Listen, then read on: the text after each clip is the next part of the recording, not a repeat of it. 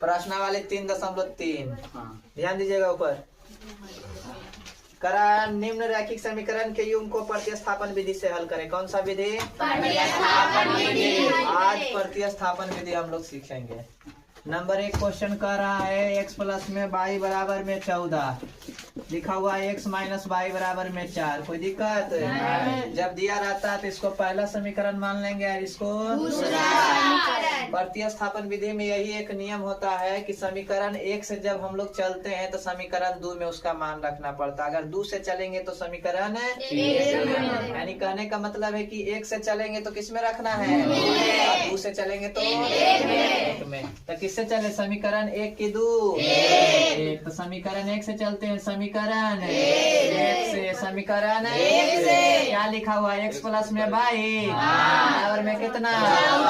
14 लिखा हुआ है। अब देखिए एगो x को रखने का मन है x को रखिए, y का रखने का मन है y को रखिए। इधर देखिए y प्लस में है, इधर जाएगा 14 माइनस y हो जाएगा। देखिए x का मान कितना आ गया? यहाँ तक कोई दिक्कत? अब आइए क्या लिखा हुआ समीकरण 2 में जी? समीकरण 2 में समीकरण 1 का मान है तो लिख देंगे समीकरण 2 में समीकरण 1 का मान रखने पर, समीकरण 2 में x का मान रखने पर, x का मान x का मान रखने पर रख देंगे। क्या लिखा हुआ है? x माइनस y बराबर में 4 लिखा हुआ है। देखिए x का मान कितना आया है? 14 यहाँ माइनस y बराबर में 4, 14 का 14 हो गया, माइनस y 2y हो जाएगा बराबर में कितना? इधर प्लस में तो उधर जाएगा।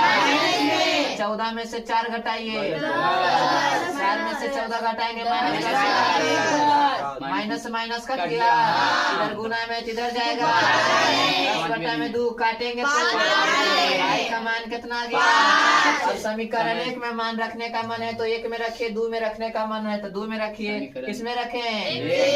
तो समीकरण 1 में y का मान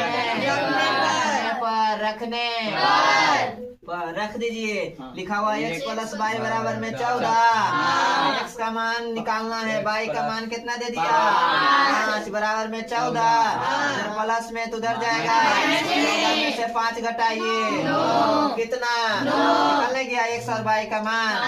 लिख देंगे अतः x बराबर में 9 और y बराबर में 5। यही क्या हो जाएगा? आंसर। चलिए लिखिए।